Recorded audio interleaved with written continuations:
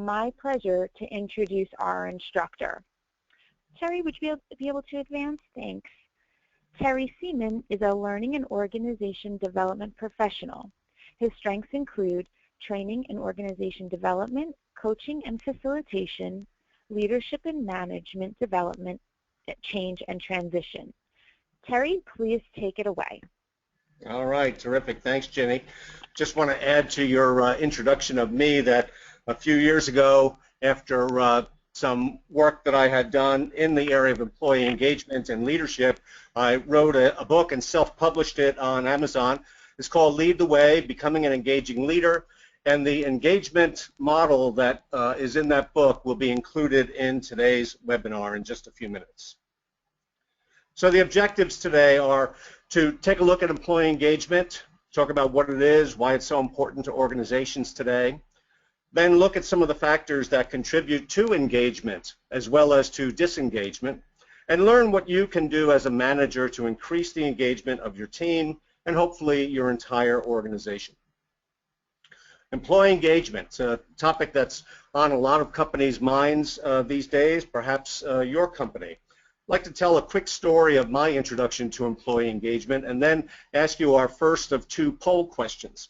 I became aware of employee engagement back in the 1990s. I was with a telecommunications company in New York. Pictured here on this slide is a manhole cover in New York that says Teleport on it, and that was the name of our company. We were rapidly growing. Some of that growth was through acquisitions, and we became concerned about retention of talent, leadership development, and the maintenance and enhancement of our culture, which we believed was very important to our success. And so we asked one of our consultants, a company named Hewitt, to help us with engagements, and they really taught us all about it. And we found out in working with Hewitt that we were doing a lot of things right, and they also helped us to see some things that we could begin to do that would help to further increase the engagement of our already highly engaged workforce. So how about you, the folks that have dialed into today's webinar? Here's our first poll question. How engaged would you say the employees are in your organization? Jenny, would you run the poll for us? Yes, okay. So the poll should be up. And again, how engaged are the employees in your organization? If you would just take a few minutes or seconds and select one, the answers or the choices are highly engaged, somewhat engaged, weakly engaged, disengaged mostly, or hard to say. So we will just leave that poll open just for a few more seconds. Okay, we're going to close that out. We're going to share the results. And it looks like we have 11% highly engaged, 44% somewhat engaged, 22%, yep, 44% somewhat engaged, 22% weakly engaged, 22% disengaged, and no one chose hard to say. All right, great. Glad that you all were able to respond to that first poll, and it worked out so fast. I love these polling things. The reason we put down hard to say at the end is that some organizations, frankly, do find that it's hard to say, and so maybe the rest of this presentation will help you to further get a handle on what the heck is employee engagement. There's been a lot of thinking on it. The Gallup organization has been very influential in this space, as well as Hewitt and other HR-type consulting firms, universities, consultants, and practicing managers as well. Have been very contribute a lot of good thinking to our understanding of engagement. This little blackboard that is showing on this slide, what I liked about it is that it suggests that there are many contributing ingredients that go into employee engagement, and that is exactly what I believe about the subject, that there are many contributing elements. One of the most influential thinkers for my money in the employee engagement space is Dr. Judith Bardwick. Dr. Bardwick wrote a best-selling book back around 2007 on the topic of employee engagement. It was called One Foot Out the Door, and in One Foot Out the Door, Judy, rounding up the research being done by Gallup and other organizations, had this to say, the quote showing on the on this slide. The facts, she says, are powerful, really undeniable, she goes on to say. When employees are very enthusiastic, and they're involved in what's going on in the organization, they're involved in their jobs, they're involved in their teams, the organization will succeed in terms of financial outcomes. And when people are committed to their jobs, to their teams, well, then they're proud of their organization, and they will be ambassadors of your organization. And when they are engaged, they see that their work contributes to the organization's success, to its mission, to its customers, to its vision, to its values, and they believe that all of those things are important. And so what I like about Judy's handle on employee engagement is it's very, very clear. To me, that really says it all right there. But her book, One Foot Out the Door, is very much worth looking at, reading, sharing in your organization if you're starting your employee engagement journey and you're looking for something good to begin with. The other thing I wanted to share at the outset of this presentation on employee engagement is that we actually, at this very moment in time, we have what some observers of engagement, in particular the Gallup organization, consider to be a major issue. Look at these numbers showing on the screen. If I were to round them a little bit, I think what these numbers are saying is that we have roughly a 70% level of disengagement in organizations today. It's bad, folks. According to Gallup, there's the crisis, a crisis of engagement. And your organization might be experiencing it, and you may not really realize it. Engagement's hard to measure these numbers, but one of the ways to look at it is to look at the effects that the disengagement may be having. Why organizations should be concerned about this 70% disengagement rate. Extensive research by Gallup and other organizations shows that there's a very strong relationship between how engaged your people are and certain measures of success, such as financial measures, productivity, profitability, safety, customer retention, even employee retention. Engaged employees are really the driver of innovation in your organization. So if new ideas, problem solving, new products and services are important to your organization, it is by connection very important to your organization and very much worth digging into and seeing if you can crack the code on it for your organization. There are lots of things that affect engagement. On the left-hand side of the screen, you've got three of the factors that Gallup has put the spotlight on that they believe drive engagement, one of which is having an opportunity to do what you do best each day. Look at that particular factor. What's that factor talking about? That's talking about really bringing your talents, your skills, the organization, and having the opportunity to use that in the service of your customer and to the betterment of your one that and Gallup has identified a number. I've just picked three here. Gallup has also pointed at having someone at work who encourages your development. Well, who do you think that one is talking about? That one's talking about your boss, your supervisor, your project leader, your team leader, your manager, whatever the title might be. It's the person who is to encourage your development through training, through coaching, through mentoring. So all of those things are contributors to engagement. And then a third thing that I've selected from the Gallup findings that they believe encourages engagement is believing your ideas and opinions count at work. Roll that one around in your mind for a second and what pops out. I hope you're all thinking what I'm thinking of, and that is listening. The importance of listening in organizations cannot be overstressed. It's really, really terribly important, and yet it tends to get lost in the sauce these days because we're all so overworked, overstressed, and pressed for time.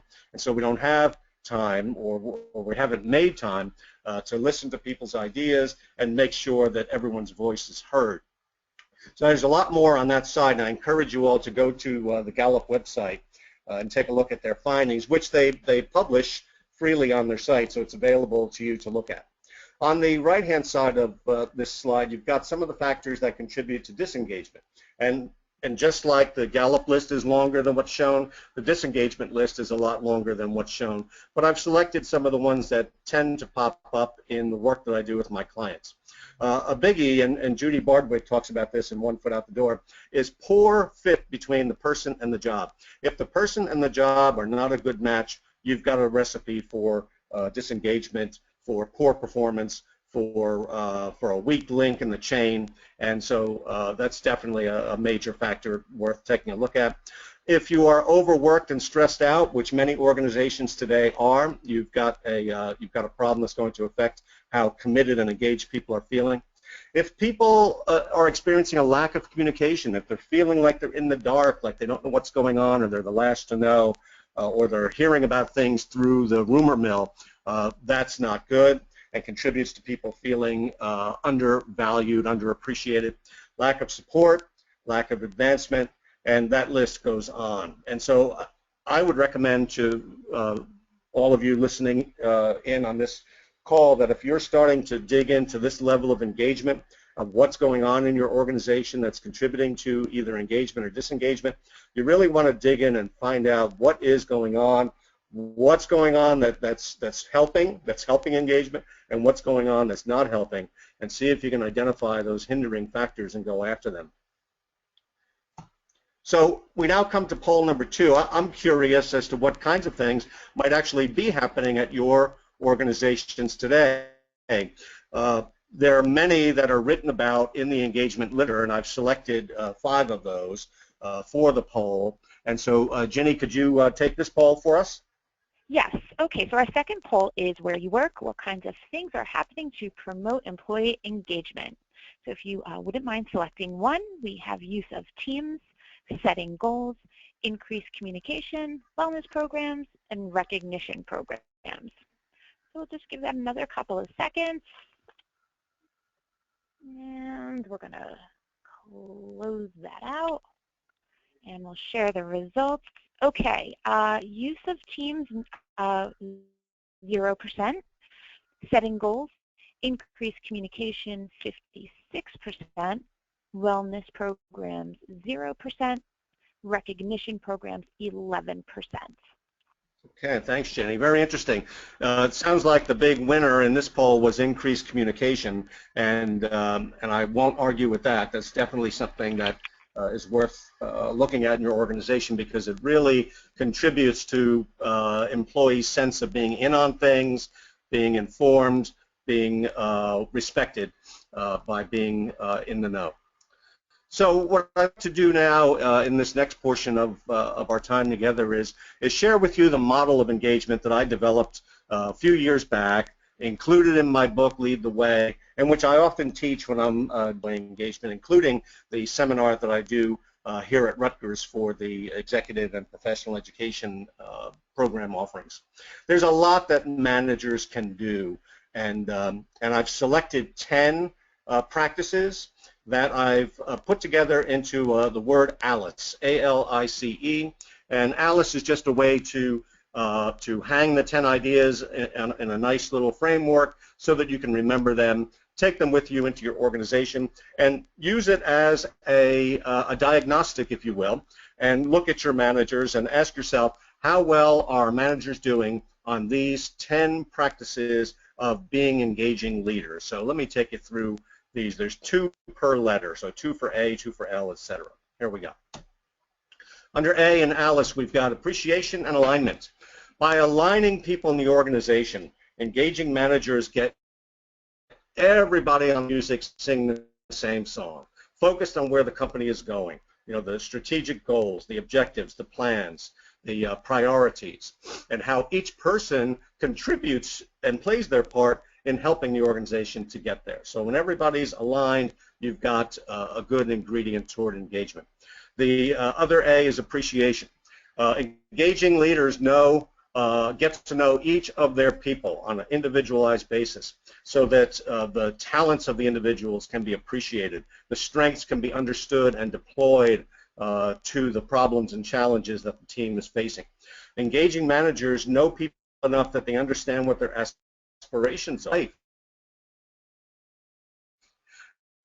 be that they're trying to balance in their life working for your organization. So appreciate and alignment. The L in Alice is for listening and learning. By listening, the engaging manager adopts a receptive posture and is open to the ideas and points of view of his or her people, especially points of view that may be different from his or her own, that may be a little out there, that may be somewhat challenging, and that even might be a dissenting point of view. And you definitely want a dissenting point of view to be heard, because you don't want a team going off a cliff if they fail to listen to somebody with a different point of view. And then the other practice in L is learning. It's very important that engaging managers are modeling, leading by their example, the importance of learning, because it's by learning that an organization and a team continues to grow, replenishing itself with information, knowledge, lessons learned that revitalize their thinking as well as their own creativity. So that's the L. The I in Alice is for improvement and involvement. These two practices of improvement and involvement really are about tapping into our human yearning for purpose and participate in the organizations that we are a part of. So by involving, says to his or her team, come here to the table. We need to pull together, and we need to, put our thinking together about this challenge, this problem, this decision, whatever it might be. The great leadership expert Warren Bennis wants to define leadership as bringing people into the very heart of things. And that's what involvement is all about. And by improvement, engaging managers build work and realize that the synergy that happens when you put a bunch of heads together is really the way to find better ways to do things, solutions to the, as well as new ideas that might actually turn into innovations that could lead to breakthroughs for your company. Coaching and communicating. Communicating, which was the leading answer in the poll a couple of moments ago, refers to what the engaging manager does each and every day to be sure there's a very clear channel of dialogue.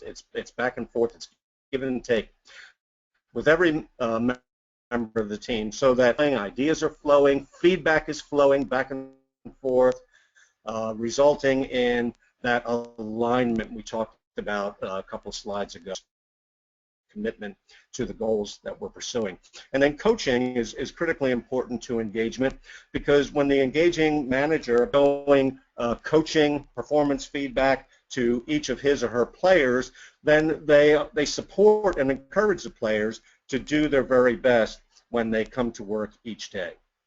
And finally, the E in Alice talks about empowerment and energizing.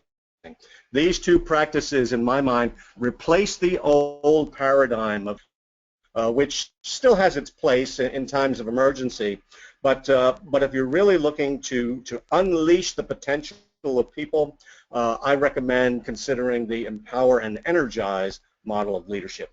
By energizing people, engaging, motivating the excitement that we feel when we are on, have a clear sense of purpose, when we're trying to, as Steve Jobs once said, make a dent in the universe, because inside of people we have a built-in desire for self-determination, for self-mastery, for autonomy, for making a difference with our lives. And so this energizing thing is something I strongly encourage you to take a look at. And then empowerment, it's a word that's been around for a while, but I sense that organizations sort of tiptoe around it or even run away from it because it's a little scary.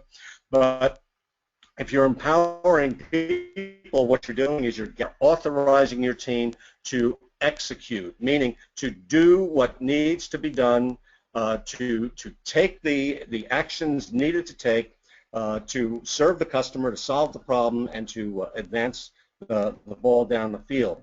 And so a big part of empowerment, as this paragraph here says, is trust. It's really about trust. It's trusting that a well-trained team will use its resources wisely to reach a high-quality decision. So I know none of these things in ALICE, especially these E's, none of them are easy. Certainly not easy. They're going to take time to develop. This is summarized in the ALICE model. I believe, based on my own experience, my reading, the research of Gallup and other similar organizations, seem to be 10 of the ways in which managers can move the needle in a very positive direction on employee engagement. So, before I put you all to sleep, see how you're doing with all of this. I hope some questions have come in. So I'd like to ask Ginny if any questions have come in, and let's use a little bit of our remaining time to tackle them. Okay, great. Terry, thank you so much for this great presentation. And everyone, just want to encourage you that if you do have any questions, please feel free to submit your questions to us using the question and answer box. But we do have some questions. So our first question, Terry, is do you have any tips on how you would engage an employee who is resistant to change? Yeah. Well, resistance to change is a very natural thing. None of us like change. I think somebody once said the only person who likes change is a baby with a wet diaper. The rest of us don't like it because we often perceive change as something that somebody else is doing to us. So one of the things that's so helpful when it comes to organizational change, but a lot of organizations miss it for some reason, is to involve people who are going to be affected by the change in the change process as early as possible. When you involve people in the discussion of the change from the very earliest point in the project, they actually feel as though their voice is heard. And if their voice is heard, they're going to feel a lot better about what ultimately is implemented, because they will have been respected, they will have been heard, they will have contributed and perhaps even influenced the course that the change takes, and so they'll feel a sense of ownership that otherwise would be missing. And so what you see when none of that happens is you see resistance. You see people digging in their heels and saying, I don't want to, you can't make me. But really what's happened is we're kind of reaping what we sowed by not including people early in the process. Okay, great. Thank you, Terry. Our next question is, what is the best way to introduce ALICE to management? What I would do is I would use ALICE as first as an educational tool, include it, say, in a brief workshop on employee engagement, maybe even use the recorded version of this webinar once Rutgers has made it available on their website, and initially use it as a way to educate. Then, as I mentioned before, use it as a diagnostic. Perhaps print it out on a piece of paper and have everybody rate themselves or rate the level of practice in the organization against those 10 things, and see how the scoring turns out and where people think that they are already good on an item or maybe not so good on another item, and then focus in on the items that people feel could be improved and pursue those. You know, maybe it's listening, maybe it's appreciating and recognizing people for their talents and their contributions. So use the model as a way of looking at your organization, but as I tried to convey in the story I told at the outset about the company I was with, then really look at your company and ask yourselves, you know, what are we doing well right now that we should continue doing well, and where could we do even better? And in that second question, identify some areas that you would start to focus on and try to move the needle in a positive direction on one or two items. Okay, great. Thank you. Our next question is, how would you activate excitement on a corporate mission if the mission is muddled or unclear from the top of the organization? That's a top-level challenge there, because the mission of an organization comes from that group, and if it's muddled or unclear, it may be time for that group to sit down and revise it. Actually sit down, revise it, get clearer about it. What I would ask, putting my consulting hat on, coming into a situation like that, is so what is that mission? Let's sit down and take a look at it. Why is it that people are feeling that it's muddled or unclear? Has the world changed around this company, and has the company not kept up with that changing environment that you're in? And that may be true. Sometimes organizations write these statements, mission statements, vision statements, value statements, and then they never go back and look at them again, and so they age, and they may not always age well. So this may be a case of an organization that needs to go back and revisit its mission, and by doing that, just the process itself of going back and looking at it again, looking in the mirror at the organization, looking at itself, that's a very healthy process right there. And so hopefully the new words that will come out of that process will themselves be revitalizing to the organization. One other thing with regard to revisiting a mission statement. I mentioned that mission statements typically come from the top-level team, and I'll stand by that. I would encourage this particular organization that's asking this question to involve people at all levels, if that's at all possible, in giving feedback on the mission. Open it up, perhaps electronically, using whatever system you've got there, to employee comments, let people comment. Let people have input, maybe even encourage people to take a shot at rewriting the mission themselves, and open it up for a period of time, gather the input in, keep it very transparent, very public, build some excitement around it, and then when the newly crafted mission is ready, then present it with excitement, with hoopla at team meetings, and thank everybody that contributed to the process for doing so. And present the new mission in that light, this new mission reflects the energy, the input, and the excitement of people from all around the company. Okay, great, thank you.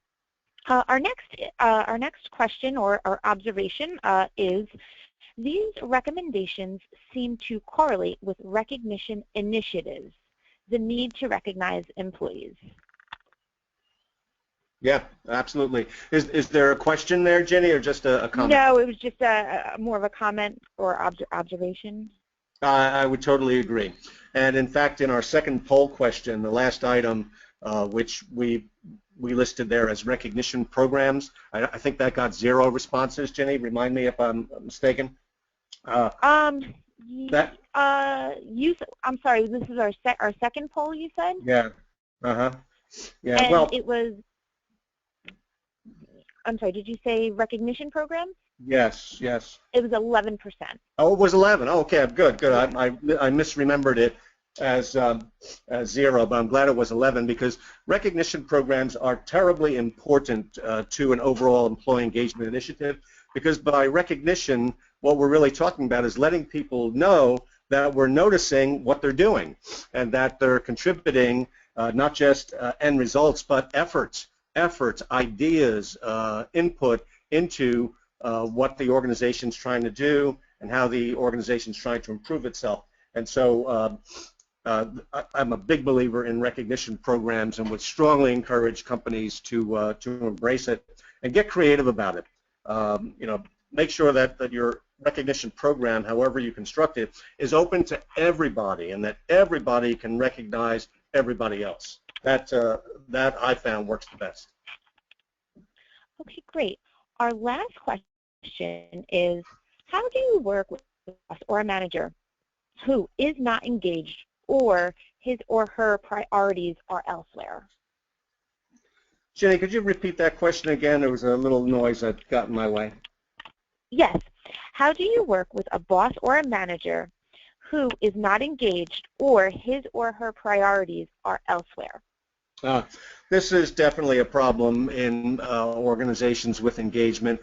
If the person in the managerial role is himself or herself disengaged, you've got a problem right there, and that's actually going to influence the people on his or her team, and not in a good way. And so I would encourage the level above that manager to step in, take that supervisor or lower level manager aside and provide some coaching, letting that person, giving that person some feedback, letting that person know that their disengagement is really not a good positive force within the organization. So it really opens up a whole other topic that perhaps we could pursue someday in a later webinar. But that definitely has to be addressed, because a disengaged manager is going to have a disengaged team, and a disengaged team is going to not perform the way that it could, if the situation was otherwise. Okay, great. Thank you. So that was our last question. Terry, I want to thank you again, and I also want to thank the participants for joining us in today's webinar. And Terry, would you be able to advance to the next slide? There you go. Okay, great. Thank you. And as a thank you, we'd like to extend a 20% discount off of any EPE programs offered this spring in human resources, leadership, management, and project management. To register, please go to our website, epe.rutgers.edu, and use the discount code webinar030216.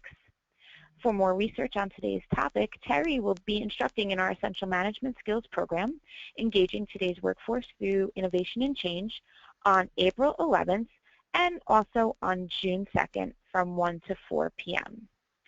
So this concludes today's webinar. As I mentioned earlier, a link to the archive recording of this presentation will be sent to you via email within the next few days. We do hope to see you in a future workshop. And again, for more information, please visit our website, epe.rutgers.edu. Thank you. Have a great day.